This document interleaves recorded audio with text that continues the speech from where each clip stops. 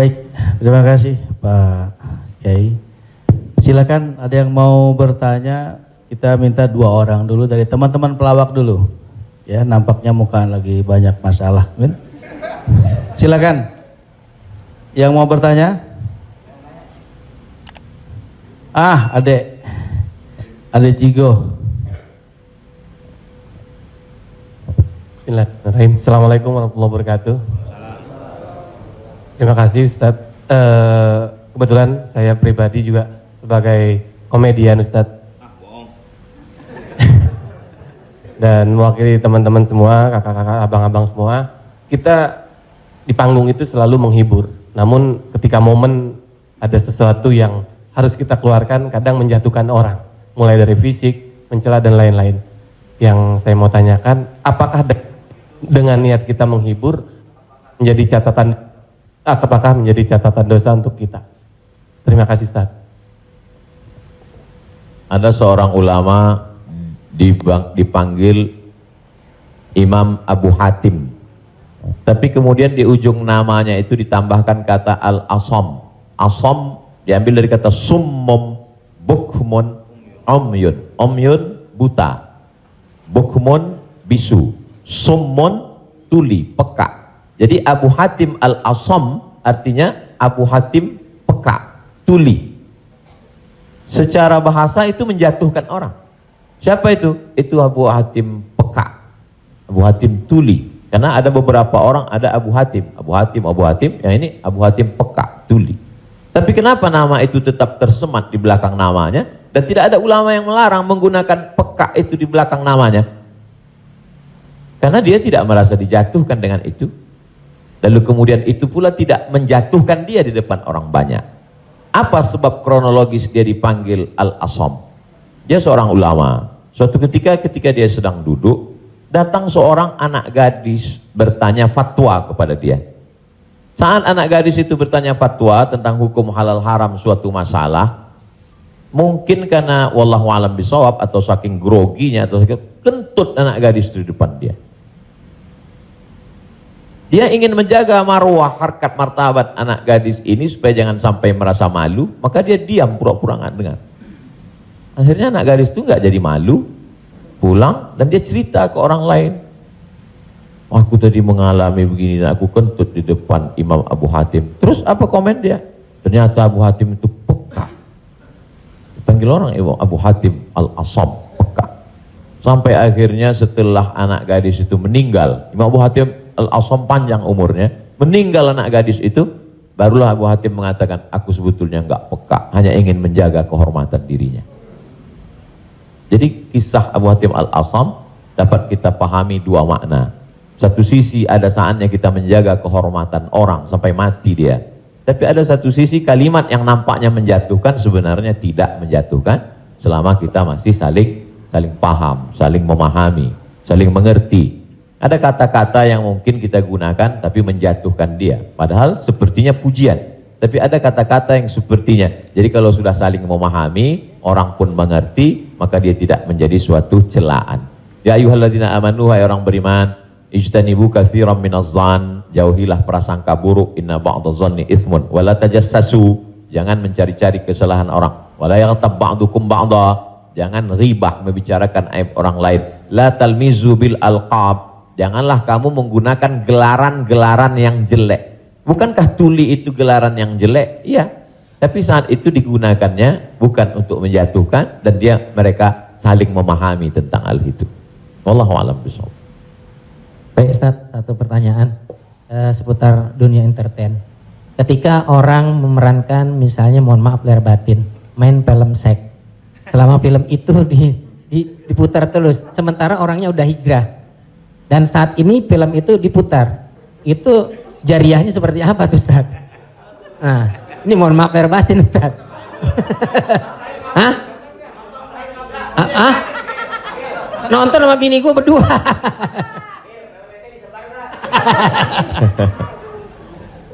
Man sanna fil islami sunnatan hasanatan, siapa yang membuat perbuatan yang baik, falahu ajruha, dia dapat pahalanya. Wa ajru man amila biha, dan orang lain yang terinspirasi dengan itu Jadi kalau Paski membuat rumah tahfiz, lalu kemudian komunitas-komunitas yang lain terinspirasi dengan itu, maka dapat pahala min ghairi an yanqusa min ujurihim syai'un.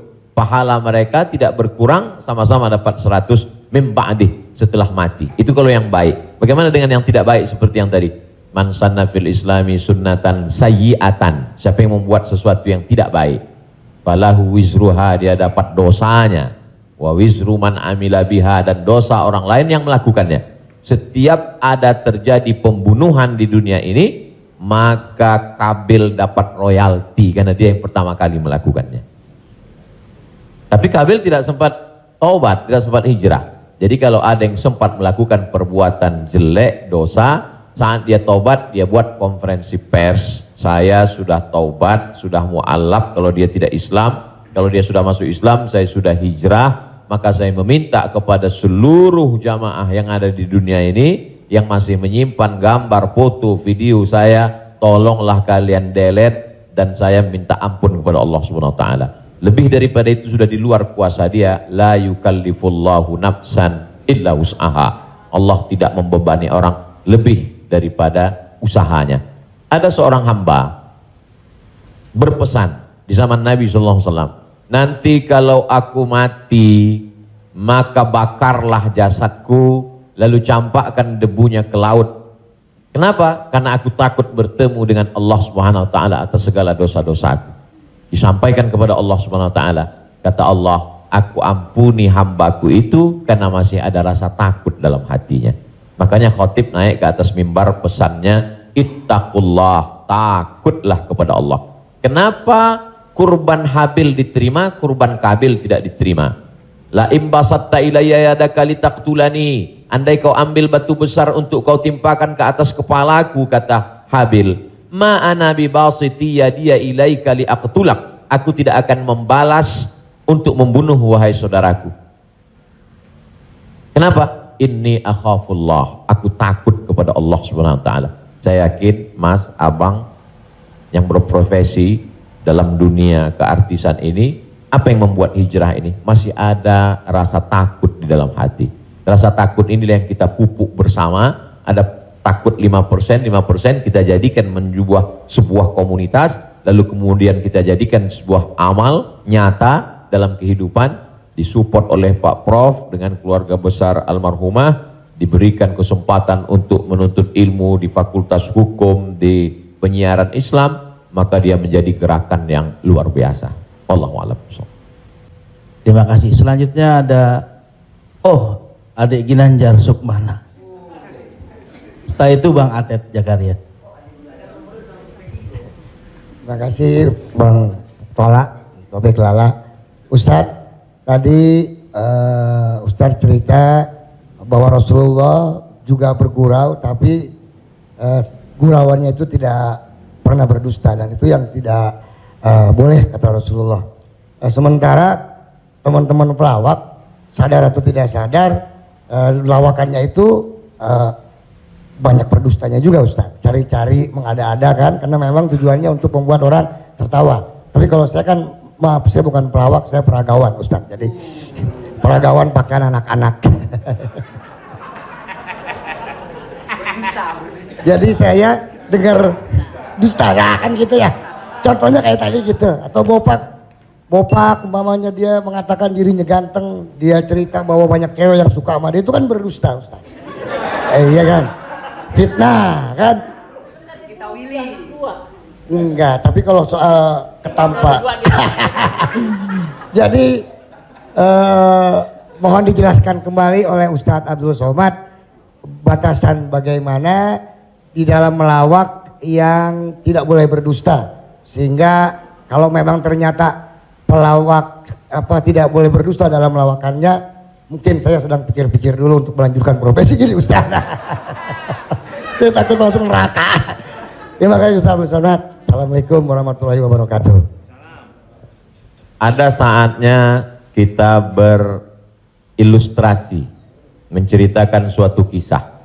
Jadi sebetulnya para penulis novel Islam pun dia sebenarnya kisah itu ada juga yang fiktif atau dicampur antara nyata bahkan Buya Hamka menulis kisah campuran antara tenggelamnya kapal Panderwick adalah campuran antara nyata dan fiksi. Apakah ketika orang bercerita tentang fiksi itu dia berdusta? Tidak.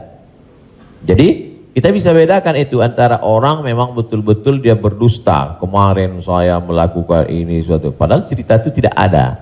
Beda dengan dia misalnya katakan, saya ini Ustadz seorang peragawan, tapi peragawan pakaian anak-anak.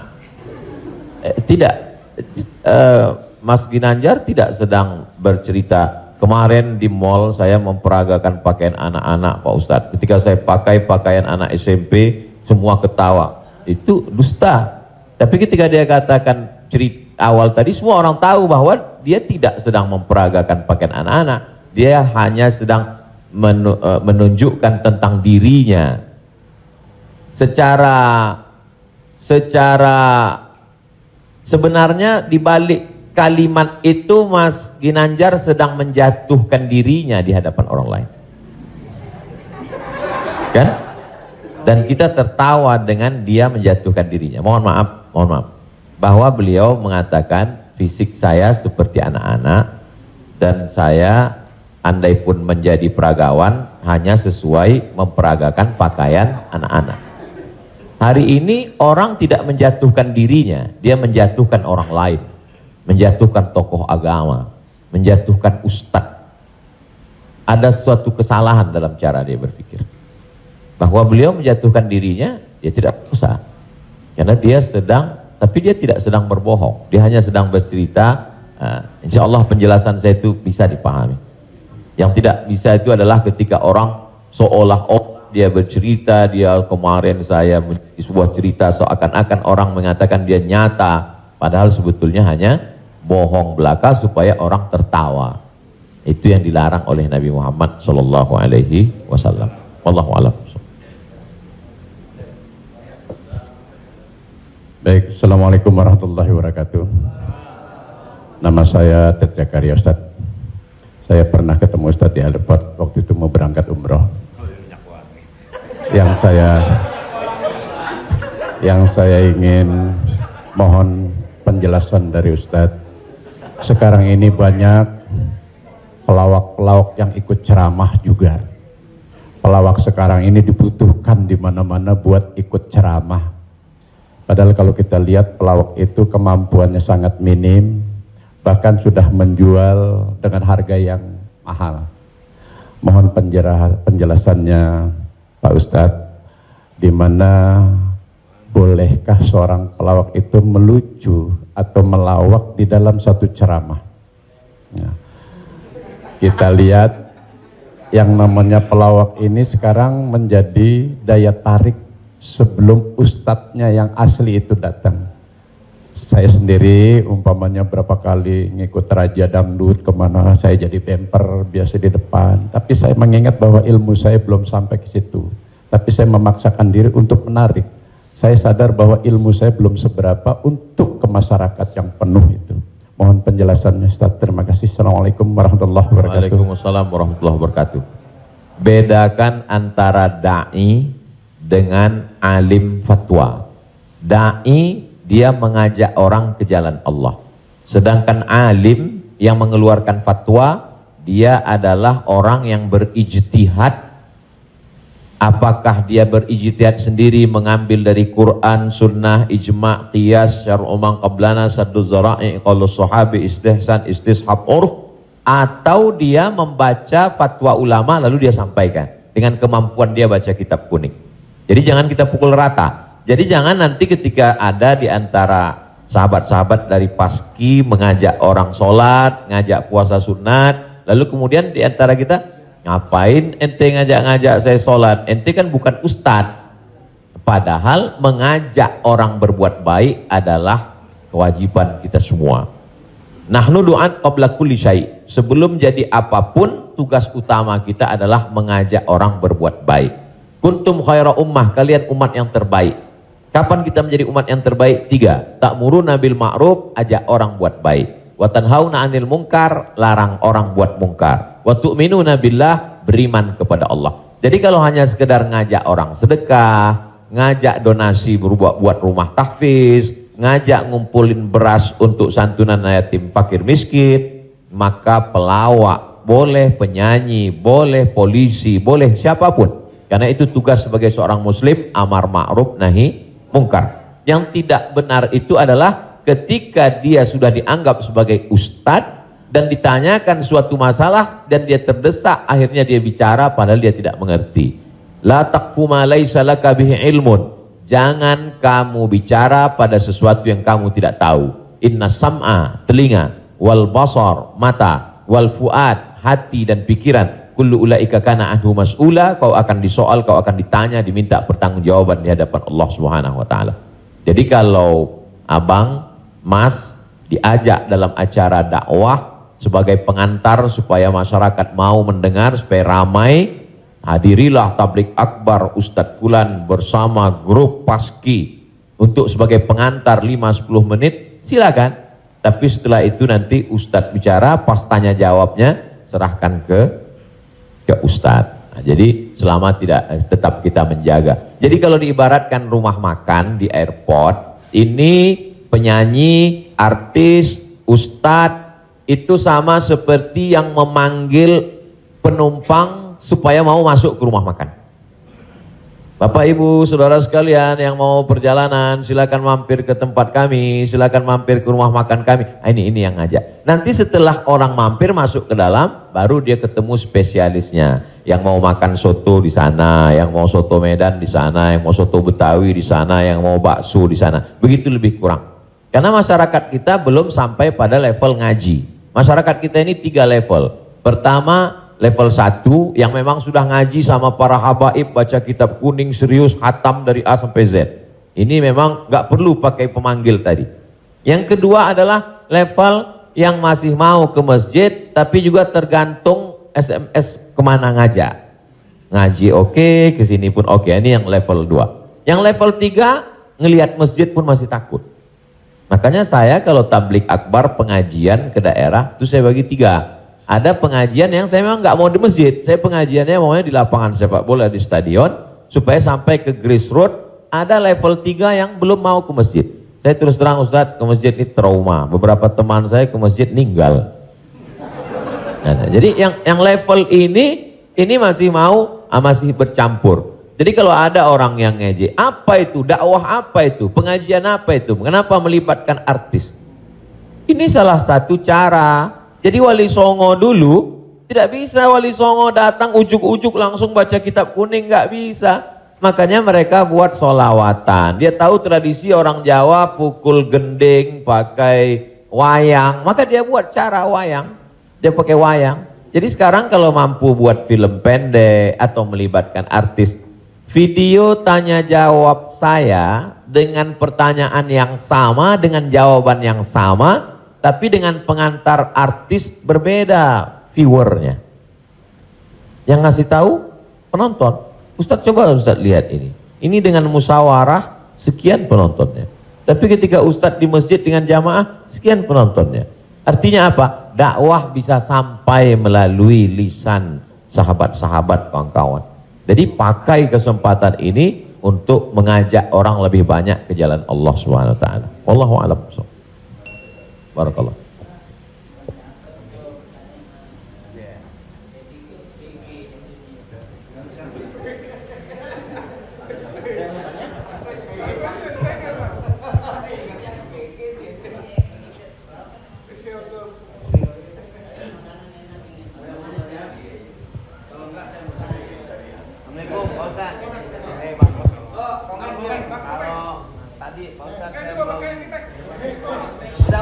Udah Pak.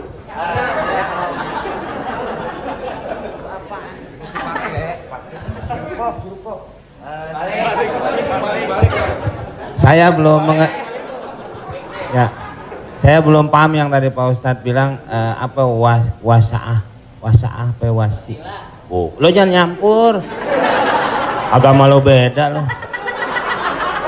Wasaah sambil bercanda apa tadi gitu. Pak Ustadz lupa ya, nanti saya jelasin lagi. Apa tadi? Wasaah kalau nggak salah. Nggak tahu, ujang adanya kali.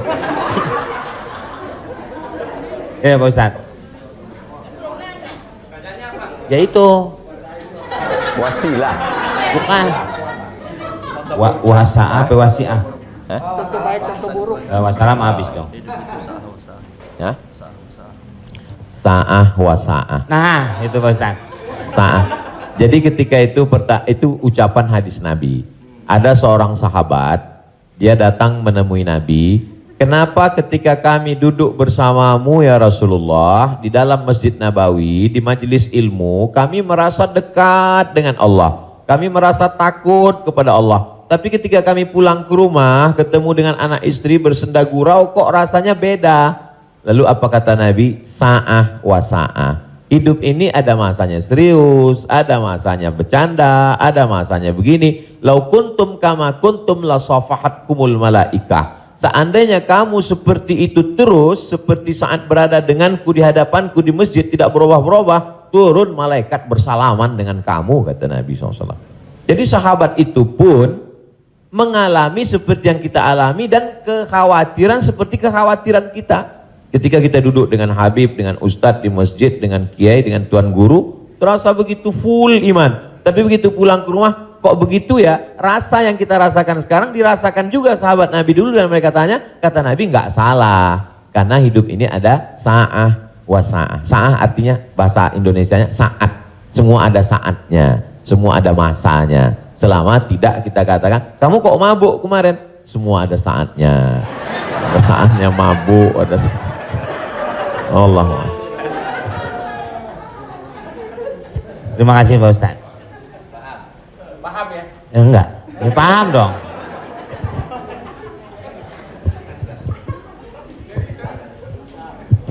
Mungkin dari sini ada. Tapi satu lagi pertanyaan, saya mau nanya. Pak Ustadz, ini masalah saya pribadi. Jadi saya ya ada masukan juga ketika hukum riba.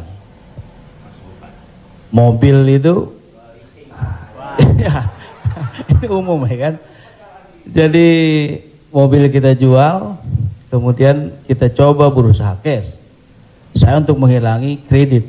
Nah, saya mau tanya, ini enggak amanat dari keluarga saya, dipastikan lagi. Boleh enggak, Kiai, kita kredit mobil? Padahal padahal ini menjadi hal penting bagi saya untuk mobilisasi kemana gitu. Saya punya anak kan baru kelar UIN. Jadi ini saya lagi diceramai gitu. Papa sudah lah Pak, jual Pak. Kita nggak usah dibeli, lillahi ta'ala aja. Ya saya bilang ini lillahi ta'ala, agak-agak susah nak, dia bilang gitu. Tapi ini real, saya jual, saya mencoba untuk beli cash, nungguin cash lama. Jadi jangan suka buka aib orang, Mbak.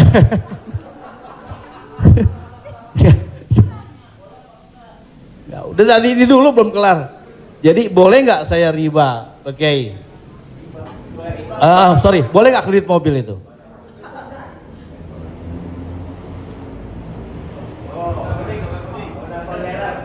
Alhamdulillah CRV jadi baru gue. Buka Google, ada tulisan saya di situ.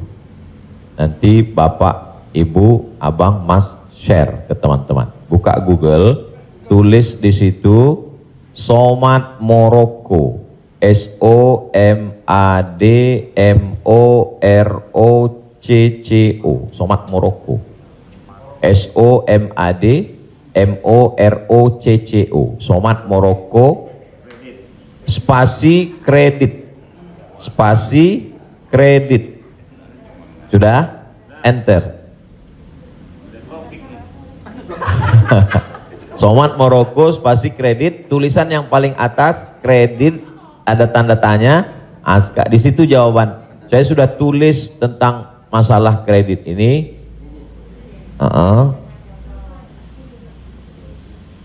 Di situ.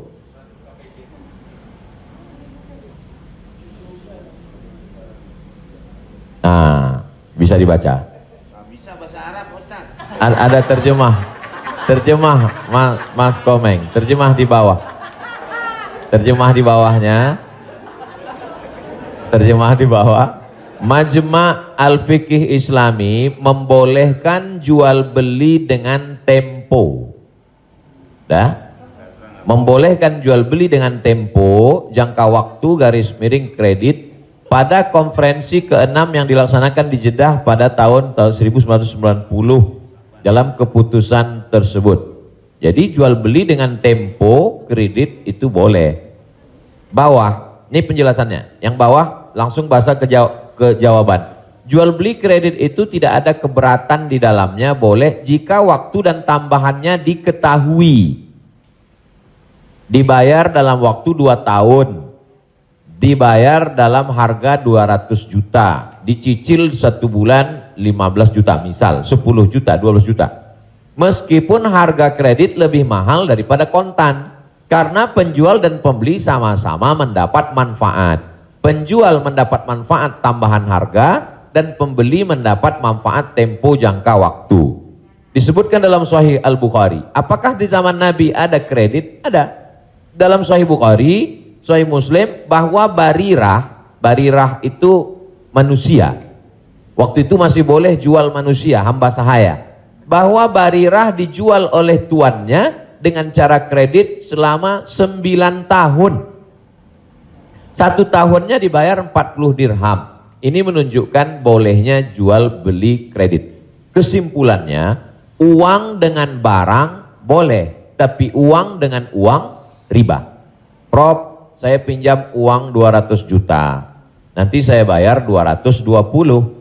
Haram, riba. Tapi ketika saya beli mobil, Prof, saya cicil tiap bulan, maka lunas dalam waktu 1 tahun, itu tidak riba karena akadnya uang dengan barang.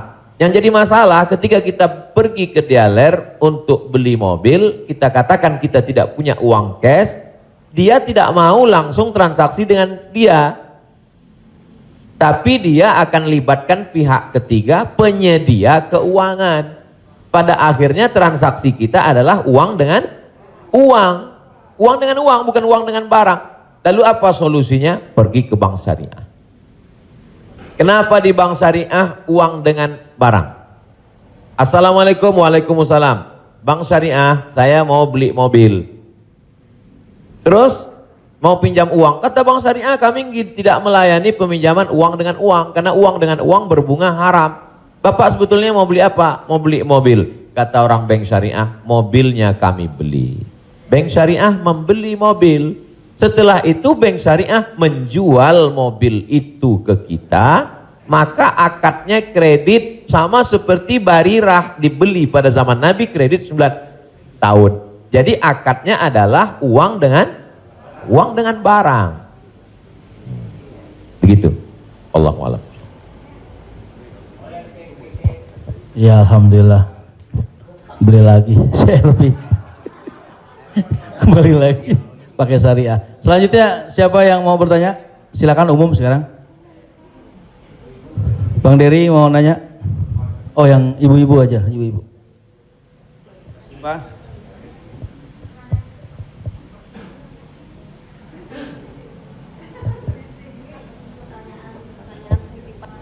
Jadi Ustadz, mohon maaf Ustadz, tadi di garis bawahin lagi. Jadi artinya leasingnya yang nggak boleh ya Ustadz. Misalnya kita beli kepada dealer mobil, kita bercicil kepada yang punya dealernya boleh. Tapi kalau kita minta dari kayak sekarang banyak perusahaan-perusahaan leasing, itu yang tidak boleh. Maksudnya itu Ustadz. Ketika saya mau beli mobil, saya tidak punya uang cash, Ya. maka kata si dealer, Ya. kami akan arahkan Bapak ke penyedia keuangan. Ya. Maka sebenarnya saat itu saya membeli mobil itu cash sebenarnya. Karena dealer tidak mau dia barang ini tidak cash. Jadi kemudian yang saya cicil setiap bulan itu adalah bukan mobilnya tapi uangnya. Maka saya terjebak pada Riba. rentenir, riba, bahasa kerennya leasing segala macam. Inilah yang menyebabkan haramnya karena transaksinya adalah uang dengan uang. Lalu solusinya mana Ustadz? bank syariah. Iya. Karena di bank syariah itu disitulah letak. Jadi orang yang tidak mengerti dia katakan sama aja bank syariah dengan konvensional, bedanya pegawainya pakai jilbab, masuknya assalamualaikum. Enggak. Perbedaan dalam jual beli dalam Islam itu adalah pada akadnya.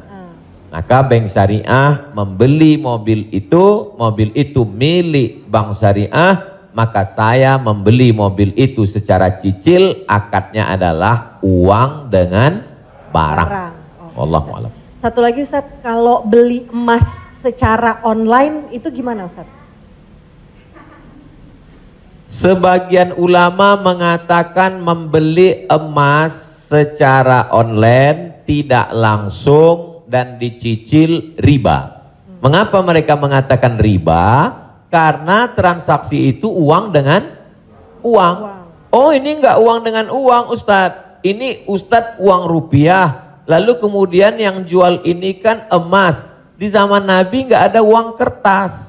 Di zaman Nabi hanya ada dua uang. Yang pertama dinar, uang emas. Yang kedua dirham, uang perak. Maka ketika saya beli emas tidak cash, maka sesungguhnya akadnya adalah uang dengan uang rupiah dengan uang emas. Itulah orang yang mengatakan nggak boleh beli emas kalau nggak cash, karena transaksinya uang dengan uang. Tapi pendapat kedua mengatakan boleh beli emas kredit tidak cash. Kenapa? Karena zaman sekarang emas sebagai komoditi, emas sebagai barang, emas bukan sebagai uang.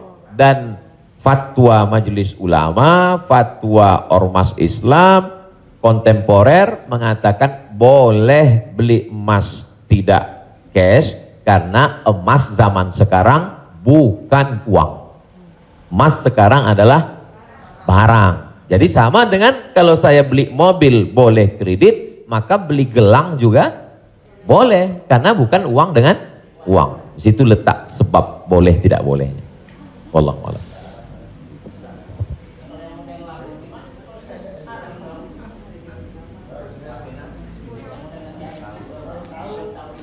Yang sudah banyak-banyak taubat nasuha, sholat sunat, istighfar. Kalau sedang dalam proses bisa dibom, ada aset yang bisa dijual untuk ngebom supaya selesai, jual lah. Tapi kalau ini aset pokok tidak boleh jual rumah karena rumah pokok, sama seperti makan. Ini kalau saya jual aset ini saya bom meledak semua Ustadz. Ini Hiroshima Nagasaki hancur semua. Maka nggak boleh. Azam tekad dalam hati, saya mencari nafkah, saya lunasi sampai habis, nanti setelah ini saya tobat berhenti. Tapi kalau bisa jual satu petak ini lalu ditutup ini, lakukanlah untuk melepaskan diri dari riba. Karena riba itu 5 ancamannya. Yang pertama, alladzina ya'kuluna riba la yaqumuna illa kama yaqumul ladzi yatakhabbathu syaitanu minal mas. Orang yang makan riba nanti bangkit dari kubur ketika di padang mahsyar seperti orang kerasukan setan. Yang kedua, ayyuma lahmin nabata min haramin fannaru aula bih. Setiap daging di badan tumbuh dari yang haram, maka tempatnya api neraka jahanam. Yang ketiga, orang kalau dia makan haram, maka doanya tidak dikabulkan Allah. Mat'amuhu haram, makanannya haram. Mashrabuhu haram, minumannya haram. Malbasuhu haram, pakaiannya haram. Wa ghuziya bil haram, dia diberi makanan haram. Anna yustajabulah, apakah mungkin doanya dikabulkan Allah? Yang ketiga, yang keempat, nasiyatin kazibatin khati'ah. Ubun-ubun, penipu, pembohong, pelaku dosa. Padahal yang berdosa itu tangan, yang berdosa itu mulut. Kenapa dikatakan ubun-ubun? Karena ternyata ada otak bagian depan yang selalu kita usap ketika sedang wudu. Disitulah pemikir. Otak ini berpikir ketika dia dapat semprotan darah. Darah itu menyembur dari jantung. Darah itu dari makanan. Sepiring makanan riba berubah menjadi setetes darah, disemburkan oleh jantung naik ke otak, isi otak haram, maka bawaannya mau haram saja. Gara-gara riba.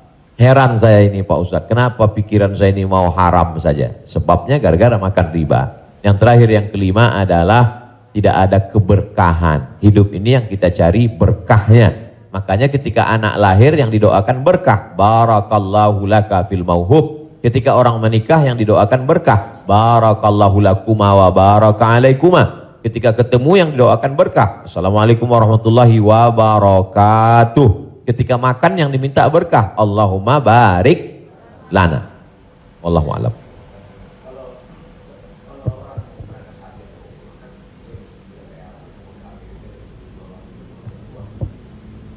Transaksi uang dengan uang boleh dengan syarat yadan biadin, langsung cash. Maka ketika sampai di Makkah, saya keluarkan uang rupiah, saya katakan saya mau beli rial, langsung cash, boleh. Begitu juga membeli dolar. Saya sampai ke Maroko, saya beli dirham. Maka pemerintah Saudi Arabia tidak akan bisa mengizinkan buka money changer,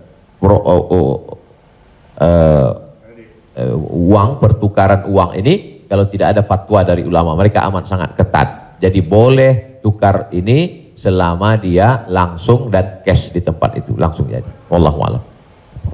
Ustaz, Assalamualaikum. Ustaz, saya mau nanya Ustaz, berkaitan dengan kredit tadi, ada juga selain kredit namanya gadai Ustaz. Gadai. Tahu gadai Ustaz ya? Kalau nggak tahu saya jelasin. Biasanya zaman sekarang gini Ustaz. Orang punya kendaraan, kemudian karena nggak punya uang digadaikan mobilnya misalnya Ustaz, sama orang itu. Itu termasuk itu riba atau gimana? Kalau gadai seperti itu. Imam yang paling tua di antara imam yang 4 itu namanya Imam Hanafi. Meninggal tahun 150 Hijrah. Suatu ketika dia berdiri di depan rumah orang. Dia ada panas terik, dia berdiri di depan rumah orang. Padahal di depan rumah itu ada atapnya dan ada pohon kayu. Lalu orang bertanya kepada Imam Hanafi, Imam Hanafi, kenapa kamu tidak mau berlindung di bawah atap yang punya rumah itu? Dan kenapa kamu tidak mau berlindung di bawah pohon kayu? Kan lebih baik berlindung daripada kena panas. Apa kata dia?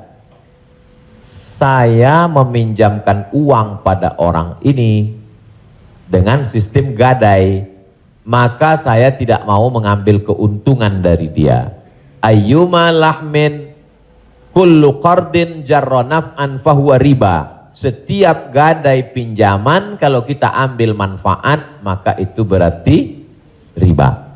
Tidak mau bernaung di bawah atap rumahnya karena itu dianggap sebagai manfaat. Jadi manfaat tidak hanya sebagai uang tapi juga manfaat sampai sekecil itu dia menjaga dirinya. Jadi gadai dalam Islam hukumnya boleh tapi jangan ambil manfaat dari gadai. Yang terjadi sekarang adalah orang mengambil manfaat dari gadai. Saya punya uang. Lalu kemudian ada orang mau pinjam uang. Saya tidak percaya dengan dia. Ustadz pinjam uang 100 juta, saya nggak percaya. Kalau Ustadz nggak percaya, ini sawah saya 1 hektar. Ketika dia kasih sawahnya ke saya, maka sawah itu cukup sebagai jaminan. Tapi yang dilakukan orang sekarang adalah sawah itu dia tanam padi, dia ambil hasilnya. Hasilnya itu riba.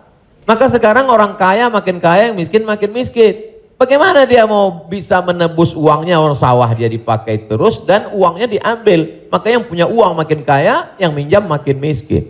Padahal dalam Islam mestinya cukup suratnya saja dipegang. Kamu kalau mau garap sawah ini garaplah, nanti bayar hutangmu. Itu akhlak dalam Islam. Akhlak itu yang dihilangkan oleh riba.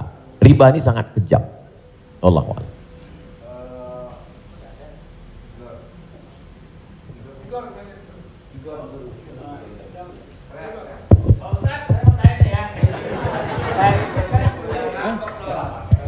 Pak Ustadz, Assalamualaikum.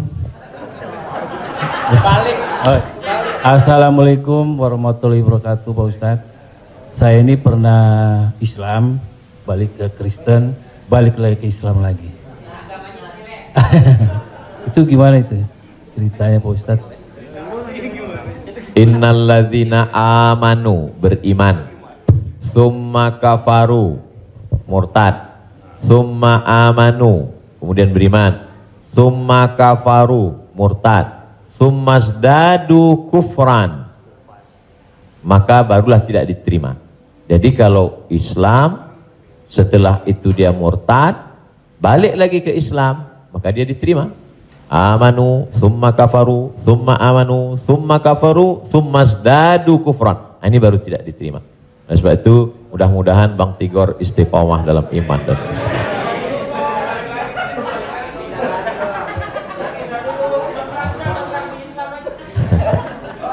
Agama lu kayak angkos bolak-balik.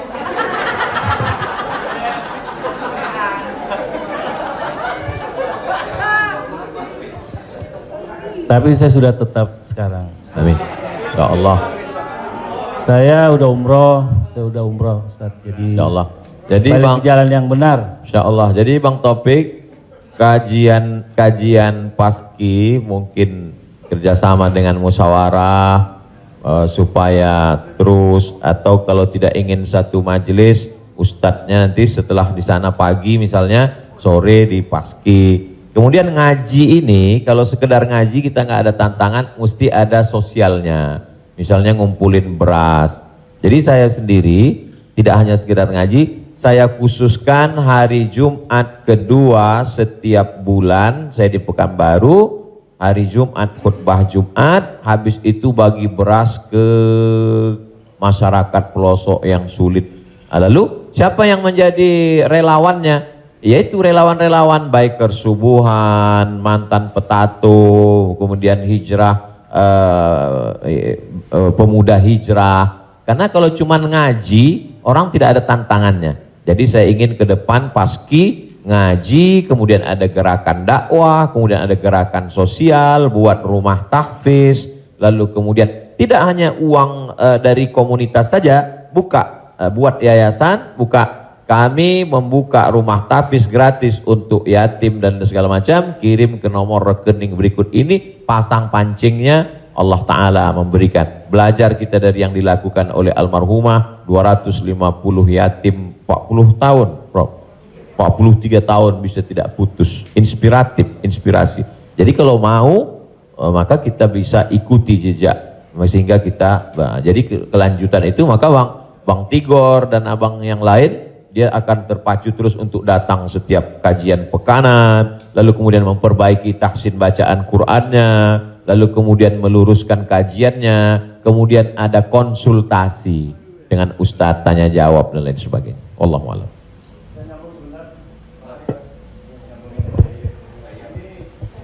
Apakah ada warisan? Karena kalau kita dengar dalam kalau kita melayat, sering orang bilang kalau almarhum atau almarhumah punya utang piutang berhubungan dengan keluarga, sedangkan kita nggak tahu bahwa itu adalah riba. Apakah termasuk warisan itu? Dosanya. Terima kasih. Tidak boleh harta warisan dibagi sebelum dilakukan dua hal. Yang pertama, mim ba'di wasiyatin, keluarkan wasiat. Wasiat hanya sepertiga total harta. Jadi kalau dalam surat wasiatnya, aku wasiatkan ruko ini untuk sekolah tahfiz. Total harga ruko 1 miliar. Sedangkan harta dia cuma 2 miliar.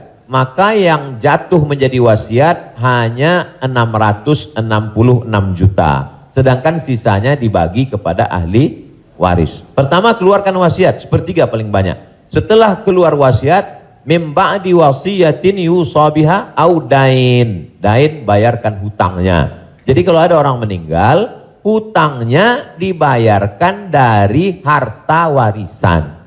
Jadi kalau harta warisan habis, apakah anak wajib membayarkan hutang bapaknya? Tidak. Anak hanya wajib membayarkan hutang almarhum dari harta yang dia tinggalkan. Adapun kalau si anak mau berbakti kepada orang tuanya, dia bayarkan, baik, tapi dia tidak punya kewajiban, dia bayarkan dari harta dirinya sendiri. Jadi makanya kadang kita baca, jangan beli ruko ini bermasalah. Di mana letak masalahnya? Karena ruko itu dibagi sebelum hutang dibayar.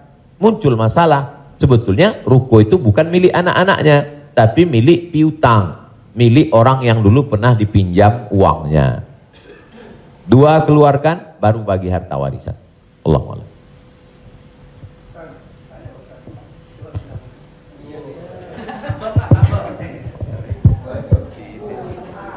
Terima kasih Pak Ustadz. Saya mau tanya tentang peminjaman uang. Saya misalnya meminjamkan uang kepada seseorang, tapi dia nggak mau ganti. Nah terus kita nggak mau nagih karena takut menjadi sebuah permusuhan. Kan ada peribahasa memberikan pinjaman hutang itu sama juga menanamkan musuh. Nah bagaimana hukumnya? Apakah ini harus ditagih sama kita ataukah dibiarkan? Terima kasih Pak Ustadz. Assalamualaikum warahmatullahi wabarakatuh. Waalaikumsalam. Ayat yang paling panjang dalam Al-Quran, 1 halaman penuh, Al-Baqarah 282. Bukan tentang haji, bukan tentang puasa, tapi tentang perjanjian hutang piutang. Ya ayyuhalladzina amanu, wahai orang beriman, idza tadayantum bidainin, kalau kamu menjalin transaksi hutang piutang ila ajalim musamma, sampai batas waktu limit tertentu, faktubuh, tulislah. Wal yaktub bainakum katibun bil adli, hendaklah ada seorang penulis yang menulis dengan adil. Wastashhidu syahidaini min rijalikum, ada 2 orang saksi. Antadil, kalau tidak ada 2 orang laki-laki, wa maraat, 1 orang perempuan, wa maraatani, 2 orang perempuan, antadilla ihdahuma fatudzakkira ihdahumal ukhra. Sedetil itu dalam Al-Quran. Jadi kalau saya menagih hutang, sesungguhnya bukan saya sedang mencari musuh, tapi menyelamatkan dia supaya dia dan anak cucunya jangan sampai makan haram. Kalau dia tidak sanggup, ayat yang kedua, fanaziratun ila maisarah, kasih sampai batas waktu dia lapang. Kamu bisa bayar kapan? Insya Allah 1 Mei Pak Ustadz. Tahun berapa? Tahun 2022. Oke, insya Allah Mei 2022 lapang. Tidak juga dia sanggup membayar, lebih banyak minyak kita nagih daripada uang yang mau ditagih. Masuk ayat ketiga, wa antasaddaqu khairul lakum, kamu sedekahkan lebih baik. Aku sudah capek, asam uratku naik, asam lambungku kumat, kau ambil aja lah ini. Wa antasaddaqu khairul lakum, kau sedekahkan lebih baik. Yang menghafal ayat ini yang memberi pinjaman, bukan yang minjam. Sekarang yang menghafal ayat ini yang minjam. Ketika kita tagih, kapan kau bayar? Dibilangnya, wa antasaddaqu khairul lakum, kalau kau sedekahkan lebih baik. Allahu akbar.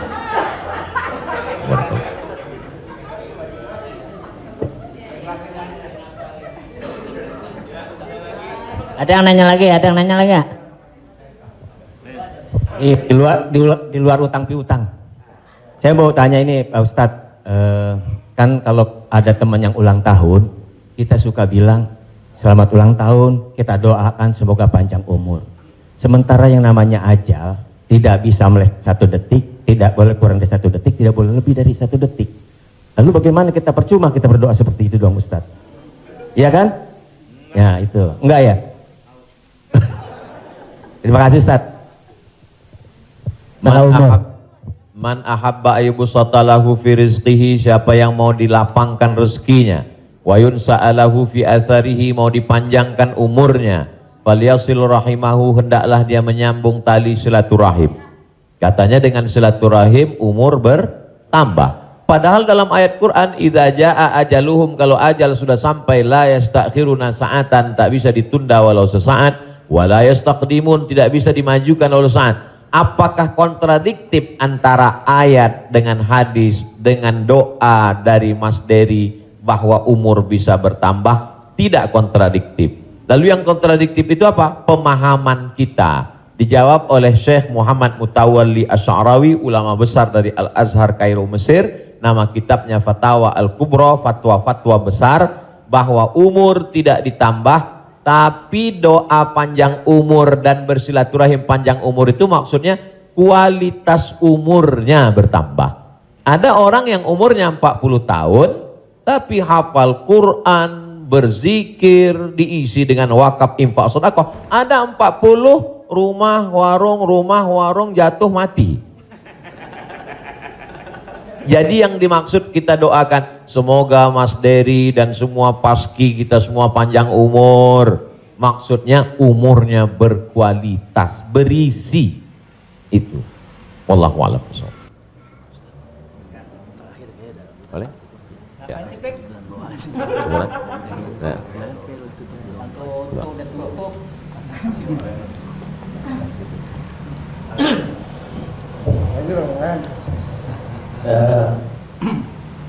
Bapak Ibu yang berbahagia, karena Pak Kiai dengan capek besok mau ke Riau, mau pulang kampung, jadi kita ikut. Biayanya nggak ada ragu. Jadi, iya, alhamdulillah sudah dicukupkan untuk pertanyaan. Nanti kalau yang mau bertanya, tulis aja surat, langsung kirim ke Bopak. Biar Bopak yang kirim ke Ustaz Somad. Baik, Bapak Ibu yang berbahagia, alhamdulillah kita sudah mendapat pencerahan. Mudah-mudahan ini menjadi langkah awal kita untuk mendekati agama kita dengan bijak tentunya. Semoga Allah memberikan kecerdasan kepada kita. Di sisa umur kita ini, mudah-mudahan menjadi orang yang bermanfaat buat diri dan agama secara bangsa. Amin. Pak Kiai, kita mohon untuk memberi doa untuk acara ini. Terima kasih. Astaghfirullahaladzim, astaghfirullahaladzim, astaghfirullahaladzim, alladzi la ilaha illa huwal hayyul qayyum wa atubu ilaih. A'udzubillahi minasyaitonir rajim. Bismillahirrahmanirrahim. Alhamdulillahirabbil alamin, arrahmanir rahim, maliki yaumiddin. Iyyaka na'budu wa iyyaka nasta'in. Ihdinas siratal mustaqim, siratal ladzina an'amta 'alaihim ghairil maghdubi 'alaihim waladdallin. Amin. Allahumma shalli ala sayidina Muhammad wa ala ali sayidina Muhammad. Allahumma 'allimna ma yanfa'una, ajarkan pada kami ilmu yang bermanfaat ya Allah. Wanfa'na bima 'allamtana, yang sudah kami pelajari malam ini jadikan dia menjadi amal saleh ya Allah. Allahumma faqihna fid din, dalamkan ilmu agama kami. Wa 'allimna ta'wil, ajarkan kami pemahaman Al-Qur'an yang benar. Ya muqallibal qulub, engkau yang membolak-balikkan hati, sabbit qulubana, kokohkan hati kami ala dinik, dalam agamamu, ala ta'atik, dalam ketaatan kepadamu. Allahumma a'inna, tolong kami, ala zikrika, supaya hati kami senantiasa berzikir mengingatmu, wa syukrika, selalu bersyukur kepadamu, wa husni ibadatik, selalu beribadah dengan ibadah yang terbaik. La tada'lana zamban illa ghafartah, wala aiban illa satarta. Aib cacat kami banyak, tutupi dari hadapan manusia, dan tutupi pula ketika kami menghadapmu nanti ya Allah. Wala maridhan illa syafaitah, ada saudara kami yang sakit, angkat penyakitnya, sehatkan ya Allah. Wala mayitan illa rahimtah, yang sudah meninggal dunia mendahului kami, lapangkan kuburnya ya Allah. Wala hajatan min hawaijid dunya wal akhirati laka ridha wa lana fiha salah, segala hajat dunia, hajat akhirat baik bagi kami dan engkau ridha, illa qadaitaha wa yassartaha, mudahkanlah ya Allah. Rabbana hablana minas salihin, jadikan anak kami anak-anak yang soleh dan solehah, min huffazil Quran wal hafizat, bukakan pintu hati mereka untuk menjadi penghafal Al-Quran. Minal mujahidina fi sabilika bi amwalihim wa anfusihim, mereka akan menolong agamamu dengan harta, nyawa dan kekuasaan yang kau titipkan di tangan mereka. Allahumma khtim lana bi husnil khatimah, tutup umur kami dengan husnul khatimah. Allahumma ja'al akhira kalamina inda intihai ajalina, ketika ajal kami sampai, saat malaikat maut mencabut nyawa kami ingin kalimat terakhir yang keluar dari mulut kami, la ilaha illallah Muhammadur Rasulullah sallallahu alaihi wasallam. Allahumma ja'alna minal mutahabbina bijalalik, sebagaimana hari ini kami berkumpul berkasih sayang karena engkau, maka kumpulkanlah kami di surga bersama Nabi Muhammad sallallahu alaihi wasallam, sahibul bait, yang sudah menyediakan rumahnya, makanannya, segala kebaikan, tak sanggup kami membalasnya. Ajzihim jaza'al hasanah, berikanlah mereka balasan yang baik ya Allah. Allahumma jama'na ma'ahum ma'al habibil mustafa fi jannatikal ula, satukan kami dalam surga jannatul firdaus bersama Nabi Muhammad sallallahu alaihi wasallam. Rabbana atina fid dunya hasanah wa fil akhirati hasanah wa qina adzabannar. Wa sallallahu ala sayyidina Muhammad wa ala alihi wa sahbihi wasallam, walhamdulillahi rabbil alamin. Taqabbalallahu minna minkum taqabbal ya karim. Saya ucapkan banyak terima kasih kepada keluarga besar almarhumah Profesor Dr. Hajah Tuti Alawiyah, tak dapat saya sebut satu persatu. Saya ucapkan banyak terima kasih kepada Paski. Malam ini amat sangat berbahagia, senang bisa saya bertemu dengan orang-orang yang selama ini saya senangi hiburannya, candanya, gurauannya, mudah-mudahan Allah panjangkan umur mereka insyaallah. Jazakumullah khairul jaza. Wassalamualaikum warahmatullahi wabarakatuh. Waalaikumsalam warahmatullahi wabarakatuh.